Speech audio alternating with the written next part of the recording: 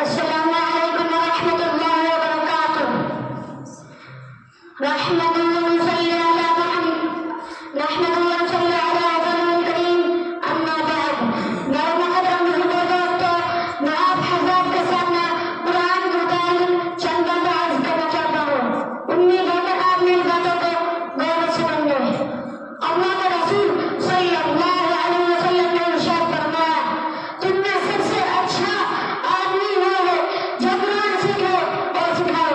قرآن کریم دنیا کی سب سے اچھی کتاب ہے اور اس میں اچھی صفات ہیں اور قصے ہیں جن کو پڑھ کر انسان کو سکون ملتا ہے، دنیا اور آخرت میں کامیابی ملتی ہے، اور اس پر عمل کرنے سے دنیا اور آخرت میں کامیابی ملتی ہے۔